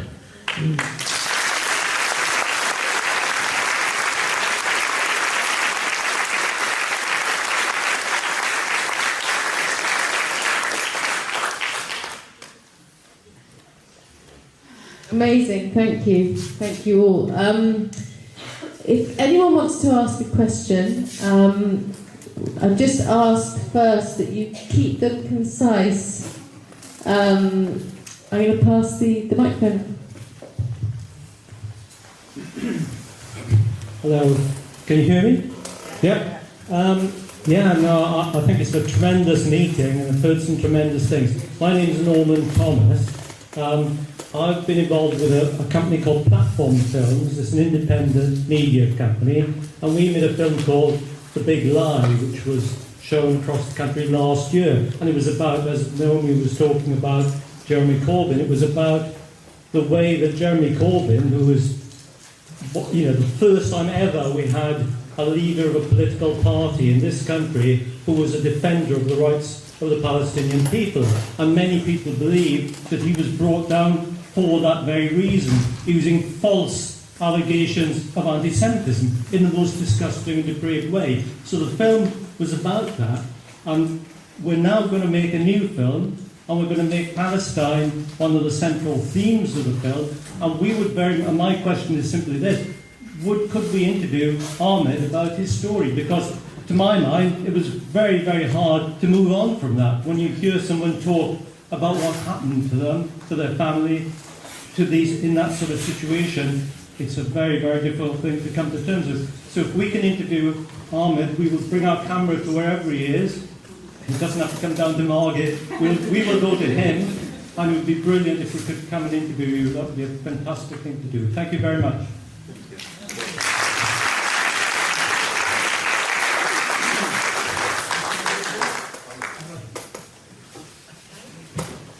I would be honored. Thank you very much. Thank you. Hiya. One of the common responses I'm getting from people when I'm talking about this is too complicated or don't know enough. And I'm really thinking about how I can encourage and empower people to become more active in their support. What would you say, or how would you direct people that are giving that response?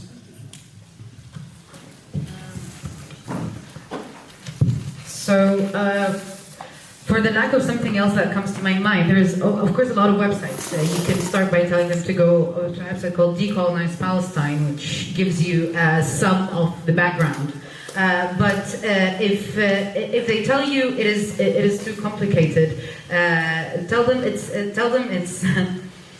it's as simple as how bad the colonization of the rest of the world was. And if for a second you think that is all right, or if anyone has the right to kill people out of their land and then they deny that they did it,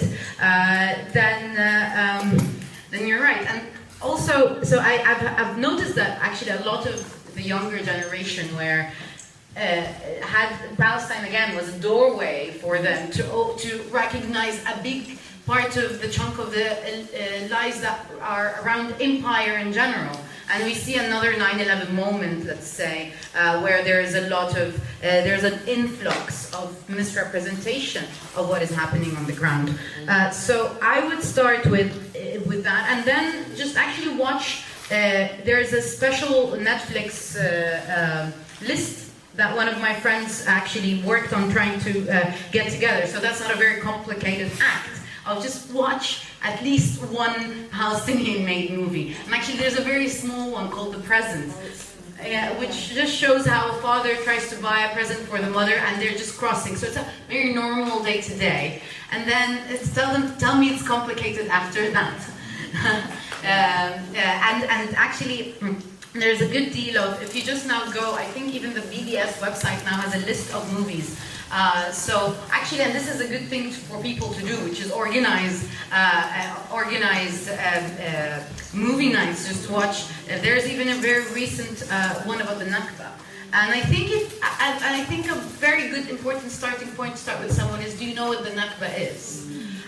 Because I believe it took me a very long time in Europe to tell people what is the Nakba, and for them to understand that actually this is a big historical event of mass murder and displacement that Israel celebrates as its day of independence. That's a very that's where it usually starts. But I think we're beyond. It is complicated, and actually the one who tries to complexify it is Israel, and the one who tries to get us into, that's what they do in the law. Whenever I say something like this is genocide, but article whatever of whatever is that, and yeah, it's an argumentative tactic that has gone too long.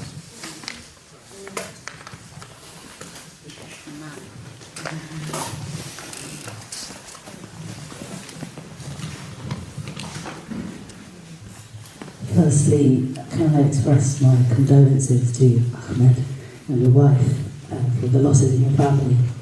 I'm very sorry to hear that's happened. Thankfully, I was brought up by activists, and my family have been active in various stop the war, anti-war protests and movements. And I've known about the issue with Palestine since I was a child, and worked with the Palestinian Circus School in 2022, which was an absolute honour to learn more and to work with people who are so bold and beautiful in the face of these circumstances, and obviously things have got a lot worse.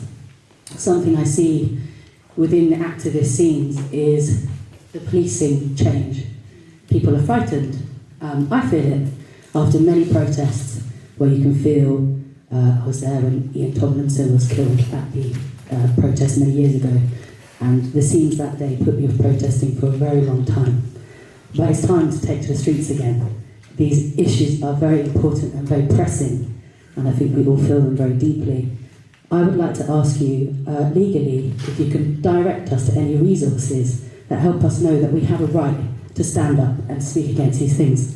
Obviously, the policing bill has changed a lot of the perspective on things, and there is a different approach to people feeling they can't even hold up a blank piece of paper. I don't know if you saw that. So, do you have any resources that people can reach towards to educate ourselves and empower ourselves, and like you said, not be afraid to wear the symbols and to say what we need to say? Thank you.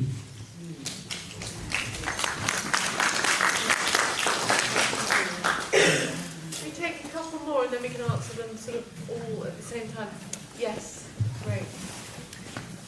I don't know if there's any other Thanet District Councillors in the room, but I'm one of them and I'm a Green one. Are there any other councillors from Thanet District Council in the room? So that's part of the problem. I mean, I'm a Green councillor.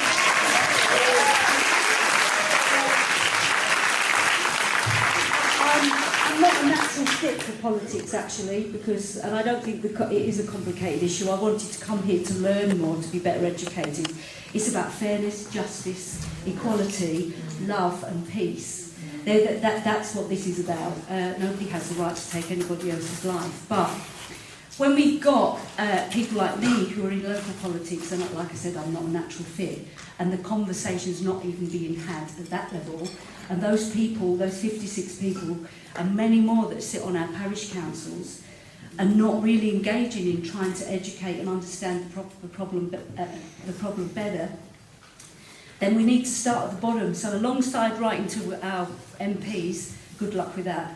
There's an election coming. Please write to the MPs that are going to be standing, and please write to your ward councillors. Put us under pressure. Ask us what we should be doing. We do have a moral right. We are responsible for this, and we have a moral obligation to do what we can. I also would like to thank Aaron. He was an ex-TDC councillor. He's no longer a councillor, sadly. I miss him in TDC because he's one of the few people that would stand up for the rights of vulnerable people, including immigrants. So Thank you, Aaron. It's tragic you're no longer a TDC councillor. Get onto Thanet District Council website, put in your postcode, find out who your ward councillors ask, and ask them the difficult questions. Thank you.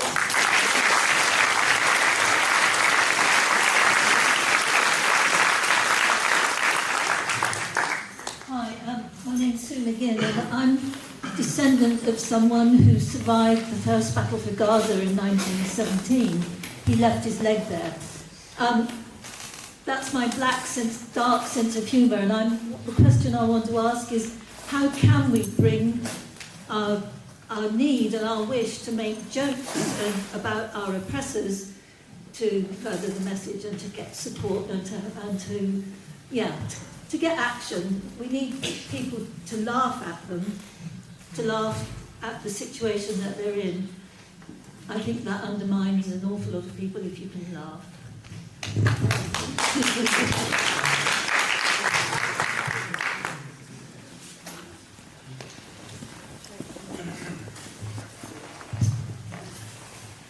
Thank you to the panel and thank you to everyone in here. My name is I born into the Kurdish family and I spent my childhood in a free war in Iraq, so I know how it feels. And pass my sympathy to Ahmed's family. Allah yarhamu wa yaghfir lahu. I don't have a question, but I'd like to make two comments.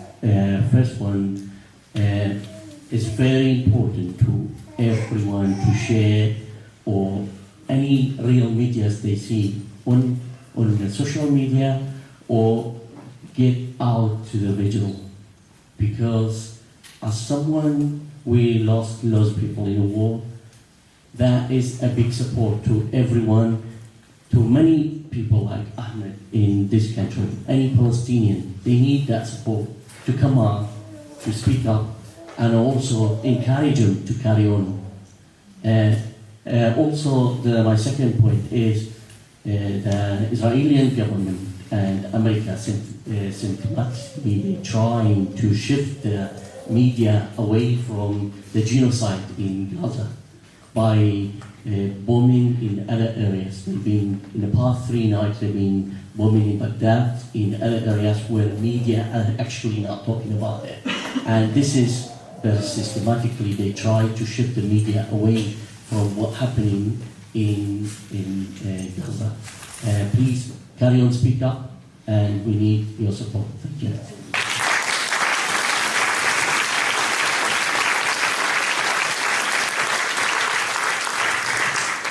Great. Can you guys speak to those? It's 2 questions really about policing and about sort of, I suppose, sort of how to react to the trauma in a way is what you were talking about, the sort of tools we have of processing the immediate day-to-day trauma, sort of collectively and individually.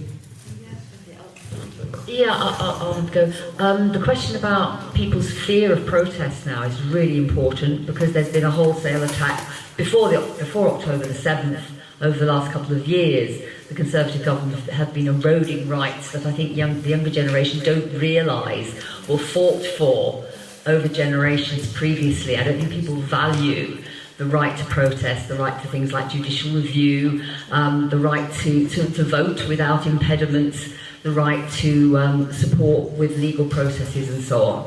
So it's a big deal. I think it's quite positive that the anti-boycott bill has actually provoked a whole number of civil society organisations, including major unions, groups like Liberty, a whole host of 70 actually different groups have got together, and you can look that up and see what those organisations are, who've identified the threats to our civil liberties represented by the boycott bill and lots of other sort of surrounding measures that this government's planning. I think it's very important. And we have to boldly defy it. I mean, we are in a very dangerous place in this country where there is a terrible shift to the right, and things that would not have been acceptable a few years ago have become normalised. You hear things from journalists and TV presenters and radio presenters that make you cringe.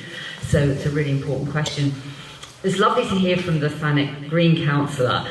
councils have done some quite exciting things actually, and I think we should promote more of this.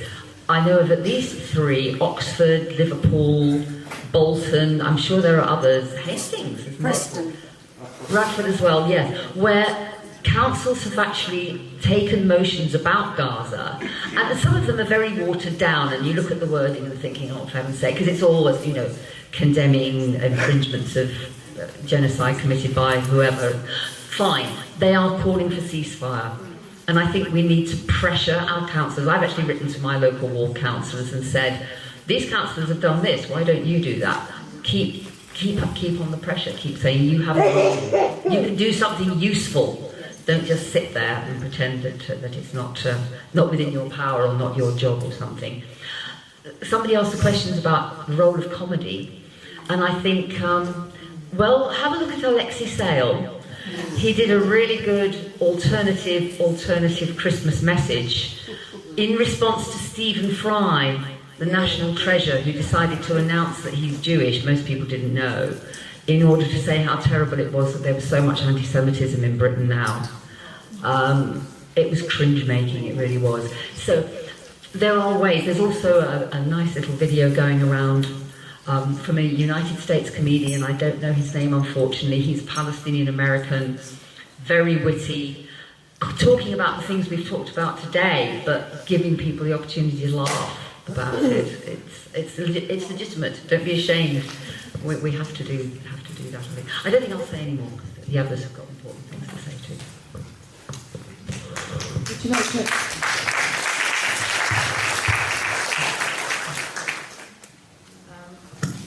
So, as per the practical advice, sadly this is not per se my expertise, but I can signpost you to where I get this information, where both the Green Cross and the Palestine Youth Movement have been giving explicit and up-to-date legal information on what to do. And the Palestine Youth Movement are also a bloc in the, and they've been one of the best organized blocs with relation to that. As per satire, sadly, at the moment, I don't think any of us are being satirical, except for a few Telegram channels that are trying to convey this in a satirical way, but it's very dark comedy. But aside from that, and historically, sadly, I think the depression has overwhelmed it. But you're very right in the sense that, with my theoretician hat on,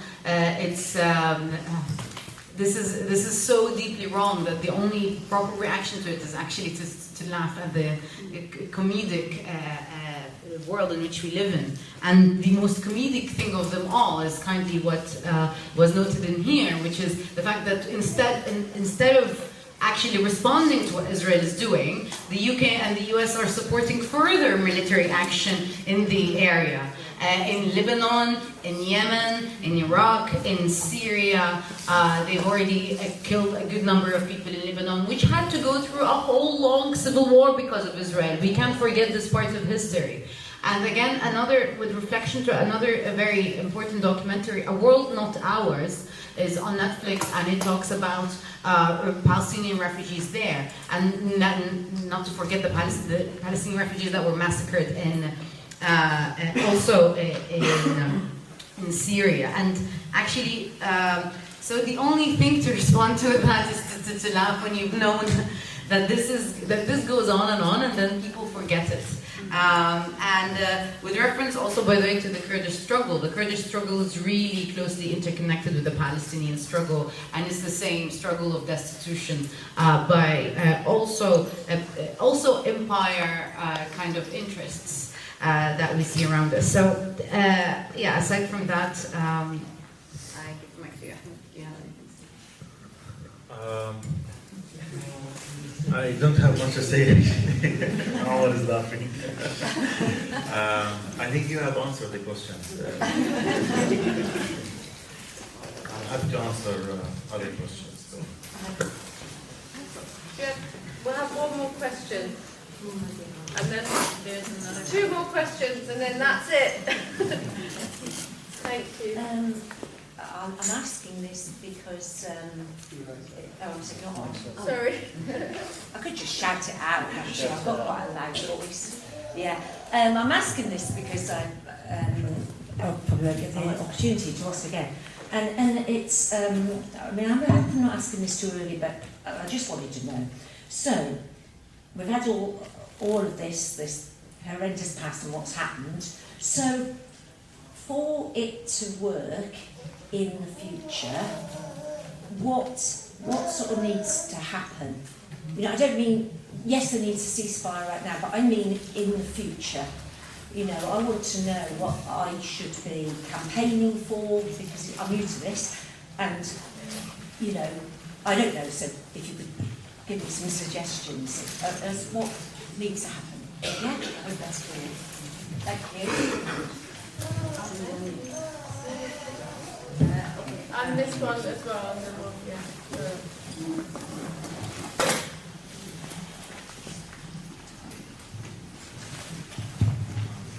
My question's actually about my local MP, who is really annoying.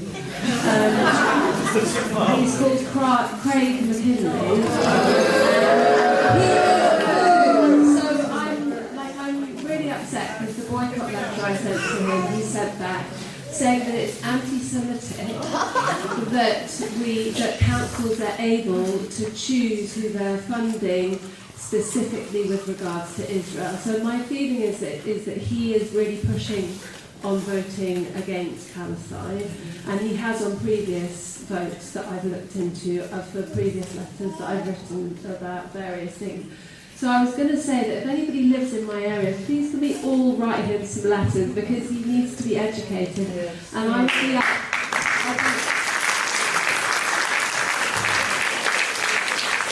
and I'd be really up for like forming a group to go and talk to him in person, because I think he needs to get this.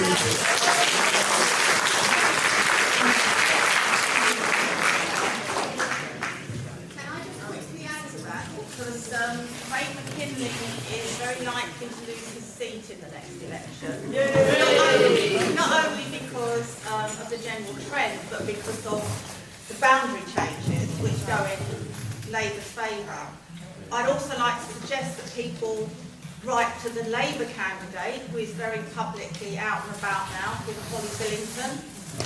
We need to be on at her, and also from the point of view of ward councillors, and I was also on GDC, the ward councillors, yes, write to them, but there is also a Labour cabinet of 6 councillors, and they will make the decisions about what happens. So you can find their names on the website. There are 6 cabinet members in our Labour council, and please get on to the Labour candidate for Craig McKinley area. Thank you. Thank you. Ahmed, would you mind speaking to that question about the future? I'm worried that the worst is yet to come, but what's your sense of where things are going and what we want to see ahead? That's actually a very good question. Unfortunately, I don't have an answer to it. Unfortunately, we don't know the future. We don't know what the future will hold. We are dealing with an enemy that's so unpredictable. But we know there are plans. We know that Israeli plans for Palestine. We know that even before the 7th of October, their plans have always been the ethnic cleansing of the Palestinian people, all of the Palestinian people, from Gaza, from the West Bank, from Jerusalem. Even Palestinians in 48, the Israeli plans were to ethnically cleanse all of them. And they used the 7th of October event as an excuse to implement what they have in mind. And we have seen in the Israeli media many Israelis who are saying it out loud. They want another Nakba in Gaza. They want the Nakba of Gaza. They want the second Nakba of the Palestinian people. And we also have heard Israeli settlers in Hebron saying and calling for another Nakba for the Palestinian people.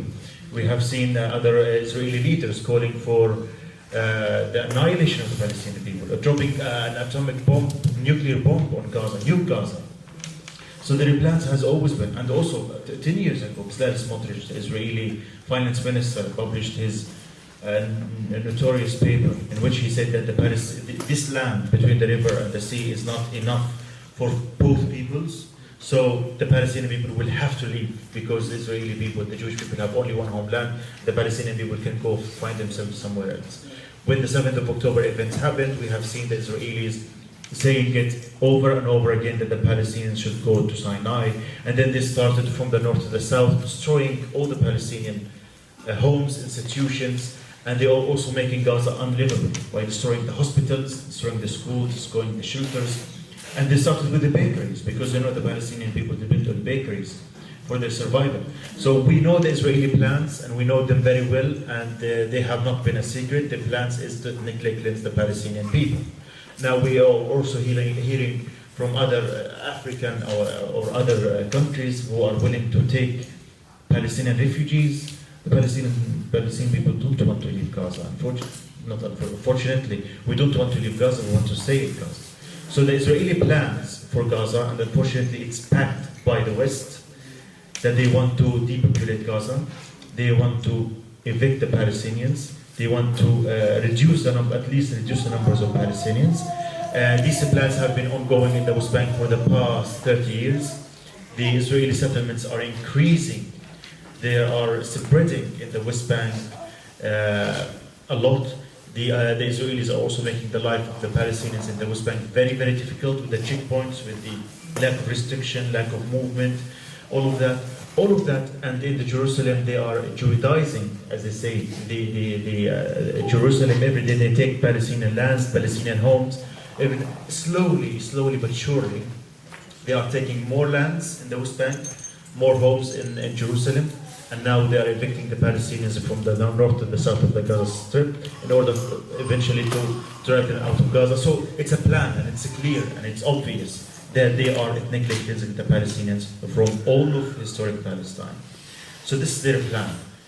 But I also know that the Palestinian people are very powerful. We have been through a lot over the past 75 years, but we have endured, and we have struggled, and we have fought. And I know the Palestinian people will never agree to these plans. The Palestinian people will never make the same mistake again, which is believing that they will come back if they leave their homes. So we will stay on our homes, we will stay on our lands. But also the Palestinian people, we have tried everything in our power in the past 75 years or so, over the past 100 years. We have been doing everything in our power. We have tried many means of resisting the occupation. Unfortunately, none of them has worked enough that now we have our right, our sovereignty, everything all of our rights. We need help from the international community. Unfortunately, we the Palestinians alone, no matter how hard we fight, no matter how resilient we are, we need help from the international community, because we feel like we are fighting with the whole world now. Everyone is standing with Israel. Not on the popular level, on the political level. Everyone is standing with Israel. So the Palestinian people, we need help, and we need the help of the people of the free world. We need your help. Because without your help, unfortunately, we will continue to suffer. We will continue to struggle. And Israel, no matter how hard they try to convince the world that they don't care about the public opinion, that they don't care about the perception of the world, they do care. And the public opinion matters, and it matters hugely. And they care a lot about how the world view them. So we need your help. Every help that you can do is important, and we can use that help. Alone, the Palestinian people alone, unfortunately, we can't win. Not now. It will take us another lifetime or more than many years, so we need the help. And as we have said earlier, there are many things that you can do to help the Palestinian people. So this is my only point, is that we alone, we can't win. We need the support, we need every help. We need every help that we can have. The other question, I think, it was, can you remind me the other question? I think it was about Craig and Finlay. Yeah, the MPs. Well, I don't know that MP.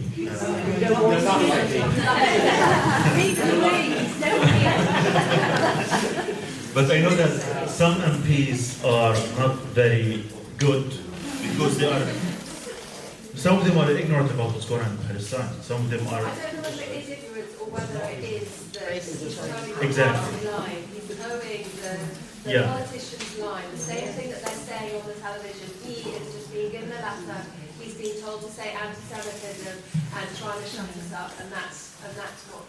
So I want to be a little bit problematic here. It's happening with the two main parties. I mean, even at a local level, I sit where there's debates. The debates are dominated mainly by angry white men, and then there's block voting of the two main parties. We have a real issue with our political system in this country. It is not democratic. It's based on party power and not power for people.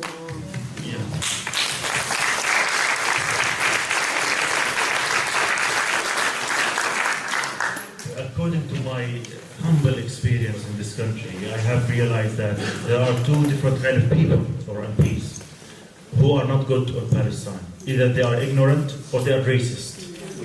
Some of them are actually racist. I'm not talking about this MP. I don't know this MP. I'm talking generally.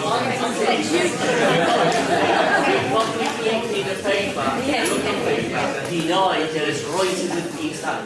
This is what we do. He said literally no racism inside. That is highlighted in the paper. He didn't shy about it. And his saying is, the Israeli minister, they don't shy about to say they want to destroy Gaza. This is where the problem is. That's why we need to speak up. Because they're not shy. They say it on telly. From a day one, they said, we destroy Gaza if needed. That if is not there. They want to destroy it. They want to control Palestinian under their wing. And we run the Gaza, you come to live here. That's what they want to do. A few years ago, Craig McKinley accused some of the people in this room of anti-Semitism because they protested outside an alms factory in this area, and he accused them of anti-Semitism. And they didn't even know it was owned by Elbit Systems at that time. So yeah, as I said, these people are either ignorant or racist, and for each of them we have to do something. The ignorant people, we have to educate them. We have to email them. We have to make them read the news and read the trust in the news. We have to do our best to educate these people. As for the racist people, we have to pressure them with every power we have. To protest peacefully at their offices, email them, write to them, hold them responsible for their acts, and act upon it. We have to do something about it. But we cannot allow these MPs who are responsible for us to act against the interests of the British people. This can't happen. Thank you.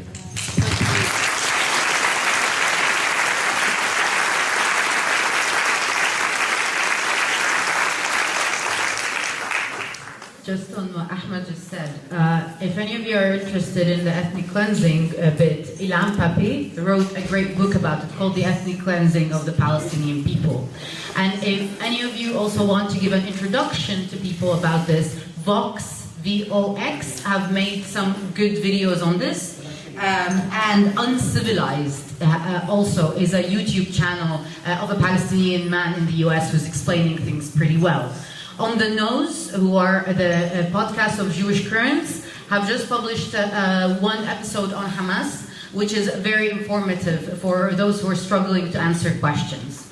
As per the question of the day forward, when I went to the UN at 1 week after the start of this, and we were saying, can you please put on the alarm for a genocide, I got the very weird answer of, rather than calling the alarm for the genocide, what is your plan for the day after?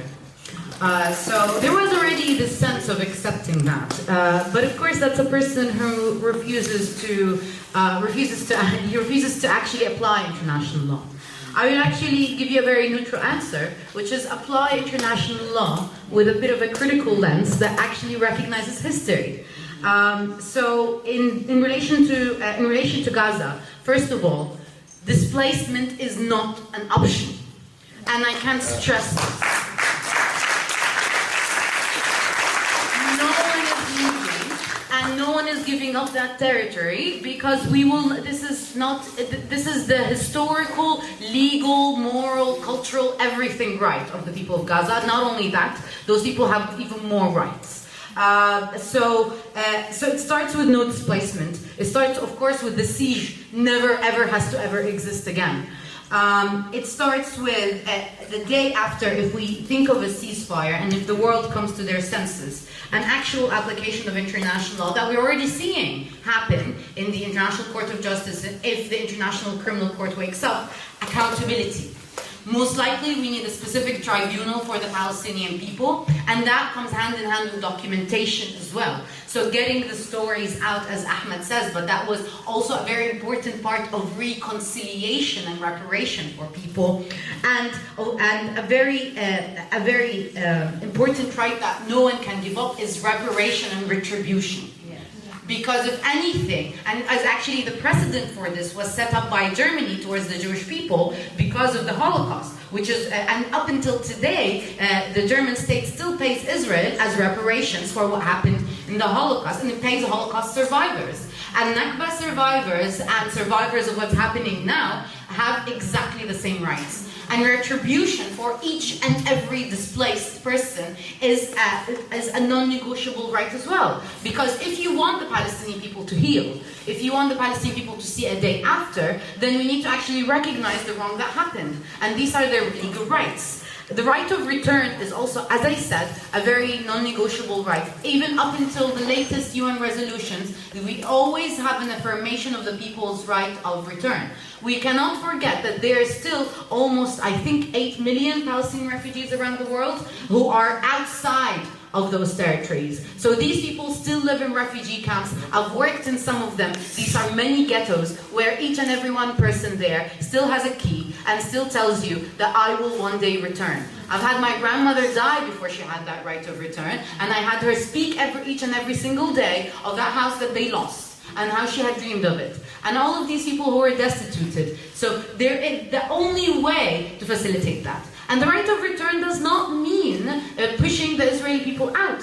It means that if they are willing to live on an equal right premises to people, and actually this was the agenda of the PLO that was annihilated, the Palestinian Liberation Movement that was annihilated by Israel when it was actually when it actually partook in resistance movement, that was its official agenda. It was, we will live side by side next to people who will simply recognize our equal rights. So at no point, again, as kindly noted by Naomi, is a free Palestine, a Palestine that is free of Jewish people, but a Palestine where everyone has recognized equal rights. And that's, I don't think that's a lot to ask. And actually, in the current proceedings in the ECCHR, because it asked about the International Court of Justice, they asked about what is the day forward, and the International Court of Justice in 2004, in a case about the wall that was built by Israel, already said that Israel has the legal duty to pay reparations and to stop the illegalities and so forth.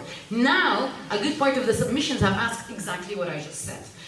So this is our only way forward. And also we hear a lot of debate on who should rule Gaza. And it seems like the US and the UK and all of that, I think that they have a say. Well, they don't.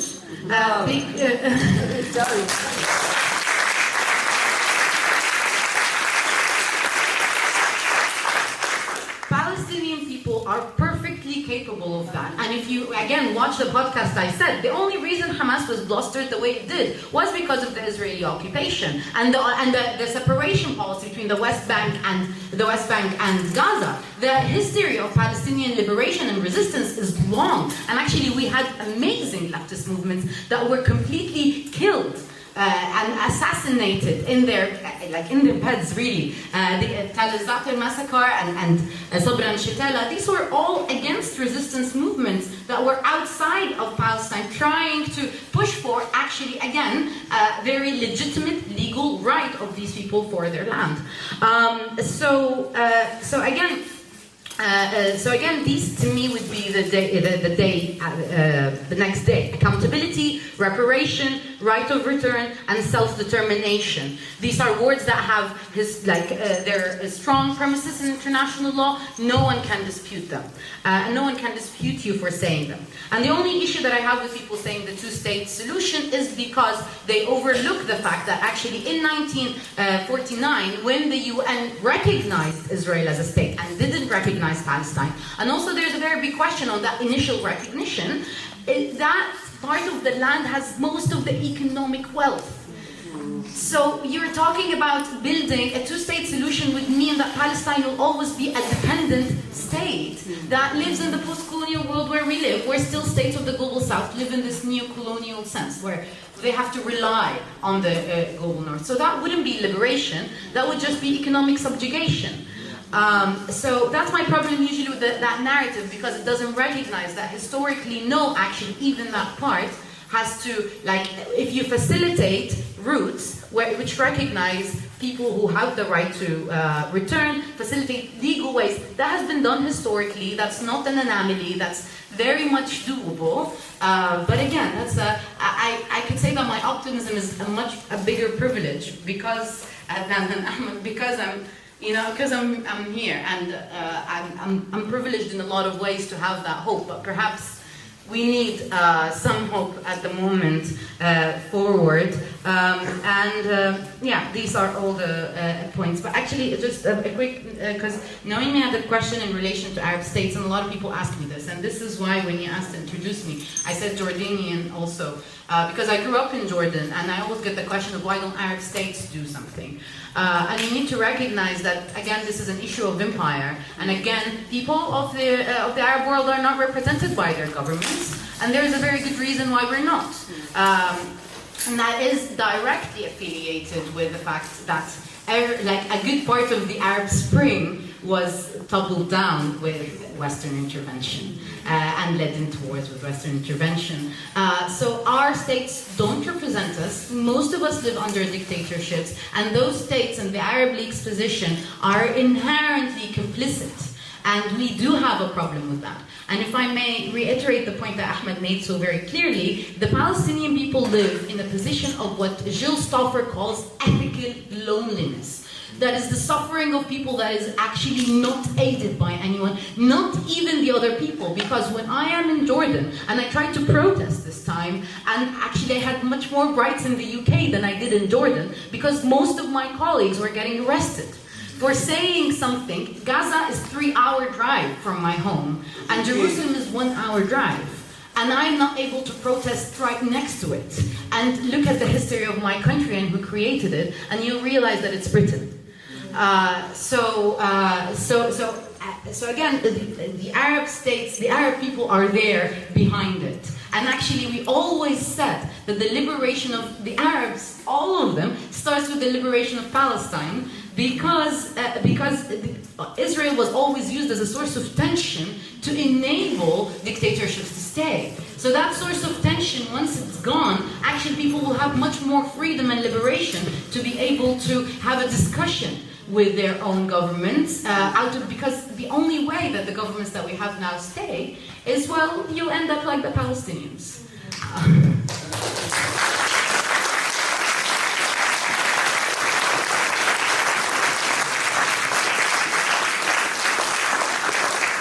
Thank you all so much. It's been really, really amazing to hear you all talk. I just want to end turning towards the world. We're all here tonight as part of a global movement. Across the whole world, people are protesting, because what's happening in Palestine is chiming with everyone's trauma at the hands of colonial powers. And the horror resonates with the atrocities committed throughout our history, for some of us by our ancestors, and for others to our ancestors. It stirs up the deep roots of memory, of genocide, and the destruction of indigenous people, not only in Palestine, but all over the world. And this is where we all meet, and this is where our intersection is. And I think this is our chance in our lifetimes, in our living history, to say no, not on our watch, not in our name, and to try and right the wrongs. The hypocrisy of the West has been exposed, and we have to face the fact that the girders we thought held our morality and justice in place don't exist unless we compel policymakers to uphold them through powerful and collective action. The international order established after the Second World War, the UN, the Security Council, the Geneva Convention, none of it holds any authority unless it suits the West. So it's our duty to mobilise mass pressure on complicit governments, in the West, especially in Britain, to compel meaningful change for all of us and for our children and our children's children. And I think it's never been more acutely clear in our thousands, in our millions. We are all Palestinians. We have to stand up and we have to shout loud for a free Palestine.